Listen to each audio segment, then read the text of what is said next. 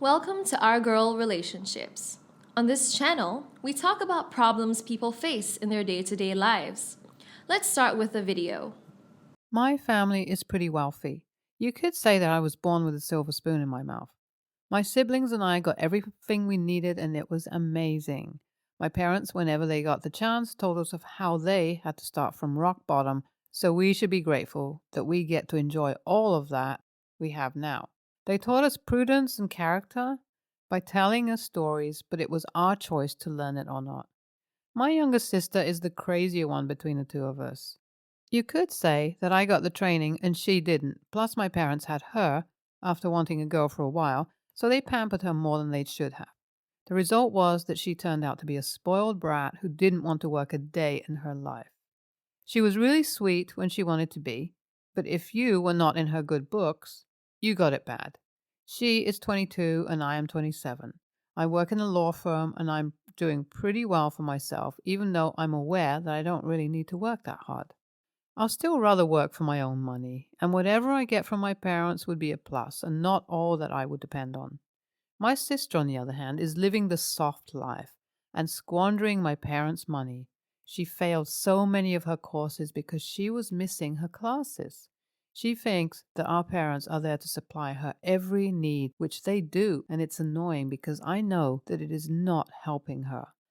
My sister stopped going to school for a whole semester, and my parents had no idea. To them, she is the perfect daughter who is studying business management. I don't know how she got away with everything that she did. It was as if my parents were blinded by her charm, so they couldn't see what was really happening. Anyone who tried to taint the image of their daughter became the enemy, including me. I had to try to speak to them about the way they gave her everything she wanted and the kind of lifestyle that she lived. But they wouldn't hear it. So I didn't bother when I found out that she wasn't going to school. Once, she came home and asked our parents for money to start a business. They obliged her. After all, she was studying business management, so they expected that she would know what she was doing, or at least use it as some form of experiment. Safe to say that the business never really hit it off, but they don't know that, and they think that she's making money for herself. We both don't live with our parents, so they are not aware of what goes on in our lives. When I turned 25, I was entitled to a $300,000 inheritance from my parents, but I asked them to keep it until I was 30. This was because I had a goal to make that for myself by the time I was 30, and then their money would just be an added advantage for me. After all, it was my money, so I didn't think it was going anywhere. That was the mistake I made. We usually came back home once or twice a month to have family time together. And in one of those times, my sister seemed to not be happy at all, and my parents were very worried. She was being really dramatic, and I couldn't tell if it was an act or if something was really going on with her, so I decided to wait it out. She told my parents that her business wasn't doing well at all. In my mind, I thought she was finally telling them the truth, so I let my guard down. She said that she was now homeless and didn't know what to do and how to go about it. She mentioned that she had been struggling for months but didn't want to be a bother and couldn't pay for her house, so she lost it. She said that she wanted to invest more in her business and that she knew exactly where everything went wrong and she would like to have the chance to fix it. That was when things started to get suspicious. My parents decided that they were going to give her my money. That is, the $300,000 that was for me. I obviously didn't agree to it, but that only made them want to give her all the more. They said that they believed in her dreams, and I have to begin to believe in her too. If only they knew how unserious she was. I knew that something was up, and this had to be one of my sister's schemes to get money from our parents. I promised myself that I was going to expose her because I was pretty sure that she wasn't going to invest it. She was going to lose that money, my money, and if I could stop her, I would because I had plans for that money for when I hit my goal, so I wasn't going to let my lazy and entitled sister steal it away from me. After my parents gave her my money, I was so pissed, but I didn't know how to expose her. Yes, she had a business, but it hadn't been doing well since she started it. So I wondered why she would come up and say that now. Another part of me wanted to give her the benefit of the doubt, but I didn't want to take chances with my money. I was going to find out the truth no matter what.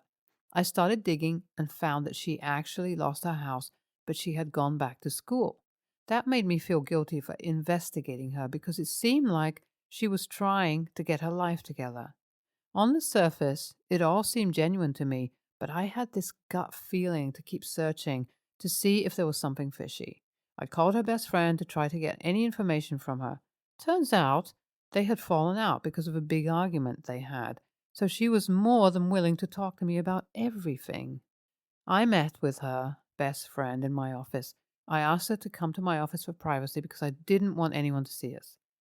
When she arrived, she looked kind of overdressed for a regular meeting. This friend of hers always had a crush on me, and she usually tried to flirt with me, but I ignored all her advances. Today, I was ready to do whatever to get the truth from her. I told her how good she looked, and she couldn't stop smiling. I wasn't lying, though. She looked really good. And if she wasn't my sister's friend, and if I wasn't using her to get information, I could have considered having something with her. That aside, she told me that the reason why she and my sister fell out was because she had been trying to help her get more serious with her life and make her see reason why she was wasting all the opportunities that life handed to her. Opportunities that a lot of other people didn't have. Knowing my sister, she didn't listen, but the last straw was when she lost her apartment because she had been living above her means and not paying her bills. And the only way out she saw was to find a way to take my $300,000 inheritance. It was then that she realized that she was selfish and it didn't seem like she was changing anytime soon. They got into a big argument and they haven't spoken since then, so she doesn't know if she actually went through with it or not. I didn't tell my sister's best friend what was going on, but she somehow figured it out because I had never reached out to her for anything before.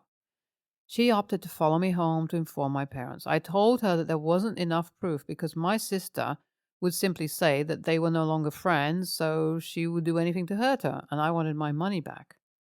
We had to find something concrete to let my parents know that my sister isn't who they think she is.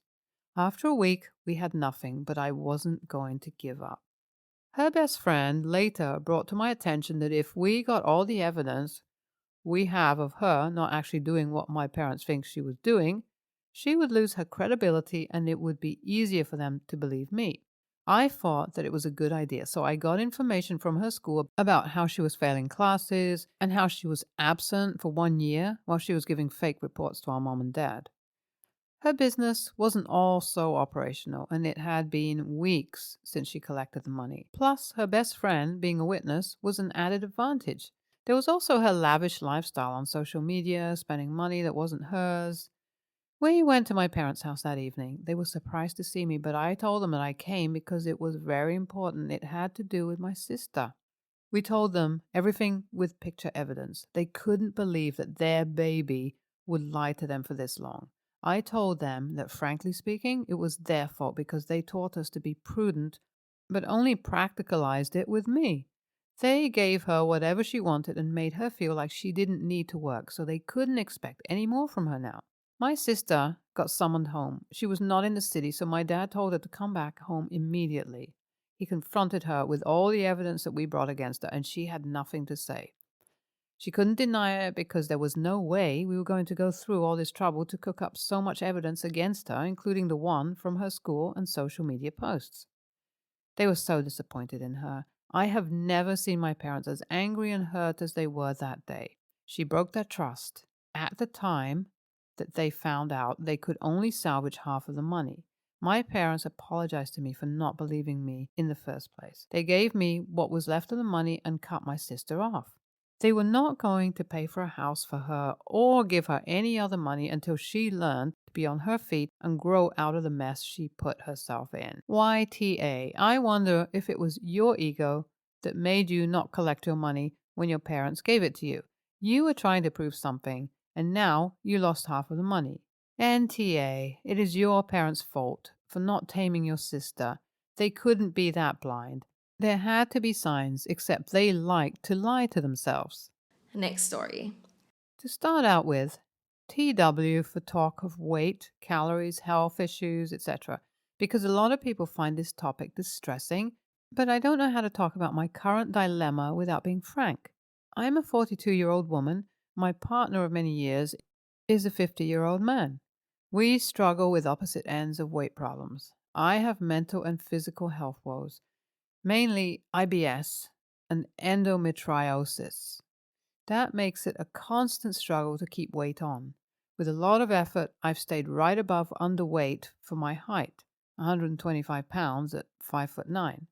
But if I get sick or busy, my weight drops and I get low energy and sicker. My partner is the opposite. He was neglected as a kid and developed binge eating disorder and a sugar addiction.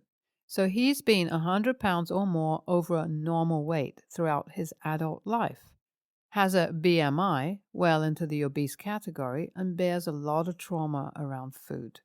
My partner is responsible for grocery shopping and cooking since he hates cleaning. At the beginning of the pandemic, he went into a panic, PTSD triggered, about worldwide food chain collapse and started stockpiling cheap, long lasting food. With prices the way they were, and us both out of work at the time, he ended up paying for the food with a credit card that was in my name only.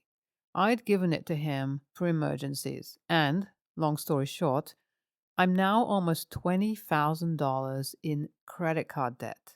I'm working again and chipping away at it, but it's really upsetting, especially because he bought food largely to his tastes and not mine. Plus, a lot of it would destroy my stupid IBS gut.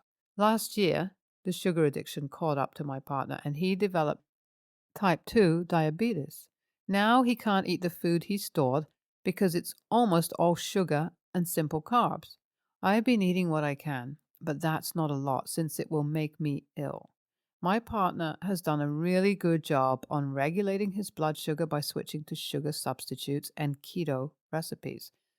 But those are even more expensive. A box of keto snack bars is over 3 times as much as my box of granola bars. Ditto for no sugar ice cream. He dislikes vegetables and will only prepare them if I beg. I start feeling crappy if I don't eat vegetables. And he can't have many carbs, so his meals are sometimes just meat, and meat is terribly expensive. He's also bad about using leftovers. With his preferences, the cost of specialty groceries, and the fact that he eats over twice as many calories as I do, the food bills are huge. I'm trying to knock down the credit card debt before the interest mounts up. If he was eating the amount of calories needed to sustain a normal or even overweight BMI, we'd have a lot more money to throw at the debt. With trauma around food and finances, this conversation is a minefield. WIBTA, if I insisted that he eat less, lose weight, it's not an issue of attraction. I think he's handsome regardless, but it's hard to financially support basically an extra person's worth of fat. And it's medically not a good idea for me to cut my own food costs. NTA, he bought $20,000 worth of food to store? That's shocking. I don't think it's out of line to have a frank discussion with him about your budget. I would phrase it like that. He needs to be doing his part to pay down the debt that he incurred. This would include cutting back expenses and getting a job to help out. Next story. Huge fight. 23-year-old female with my significant other, 24-year-old male, over $13 extra at dinner. Was I right to say that he made me feel like shit over the bill? My boyfriend and I haven't been spending that much time together going out lately due to our schedules. He has a full-time job while I have a job and also am in school right now. No big deal, just life. Last night, on a whim, he told me he wanted to take me to a restaurant he heard about after I got off of work. I was super excited since we haven't done anything in so long, so I rushed home and got ready and he picked me up. Also, note, he makes a pretty nice salary and still lives at his parents' rent-free and is debt-free. He also buys whatever he wants when he wants, goes on multiple trips a year. He's not overly irresponsible with his money. He saves a lot, but he definitely knows how to splurge and enjoy life. He has worked hard and deserves this. I'm not trying to undermine his success. I, on the other hand, am still in college, have debt, work, and I have more bills than he does. Just wanted to throw that out there for this next part. We looked at the menu and we ordered. We also ordered an alcoholic drink to share that was so good. I wanted another one. I asked if we could order another drink, and he rolled his eyes at me, scoffed, and snapped at me, saying that $13 was way too expensive for a drink and didn't want to have to pay $60 total for our bill. Mind you, we actually split a meal because it was big enough to share for two, according to the waiter. That was only $17. Our drink, that was also big enough to share for two, was well, as you know, $13. We ordered an appetizer that was $15. We ordered water along with it.